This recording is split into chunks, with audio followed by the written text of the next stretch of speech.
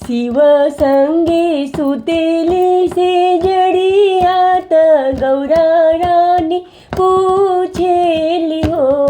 शिव संग सुतेली से जड़ियात गौरा रानी पूछेली हो। शिवजी कवन व्रत हम करी तीता पिया क्यों मेरी बड़ी हो।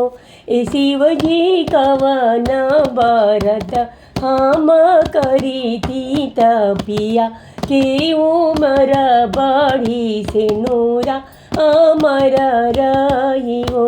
शिवजी कवन व्रत हम करी तीता पिया क्यों मेरी बड़ी से नूरा अमर रही हो। एतना बचन शिवजी सुने ले मन मोसो काइले हो। एतना बचन शिवजी सुने ले मन मोसो काइले हो। गौरा तीजा की तो करी बरतियात से नोराया मरा राही पिया की ओ मेरा बड़ी हो। गौरा तीजा के तो करी बरतियात पिया के ओ मरा बड़ी से नोरा अमर रही हो। तीज के व्रत बड़ी पावन अति मन भावन हो। तीज के व्रत बड़ी पावन अति मन भावन हो।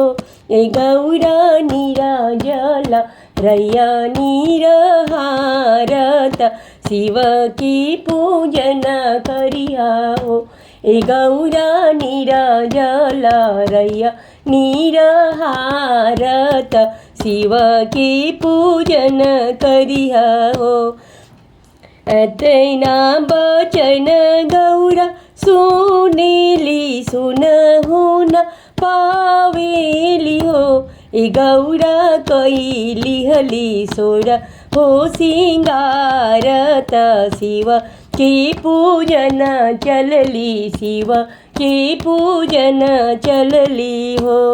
जेर सुहागिन कर बरतियात पिया के उमर मांगे हो।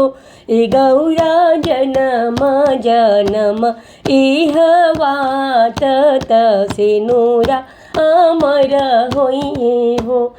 गौरा जन्म जन्म इह वातत से नूरा अमर होइए हो।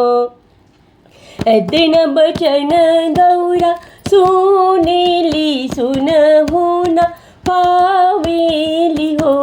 गौरा कैली हली सोल हो सिंगारत शिव के पूजन चलली से नूरा अमर कैली हो।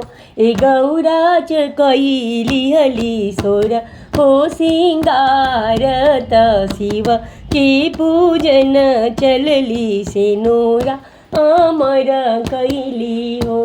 से नूरा अमर कैली हो।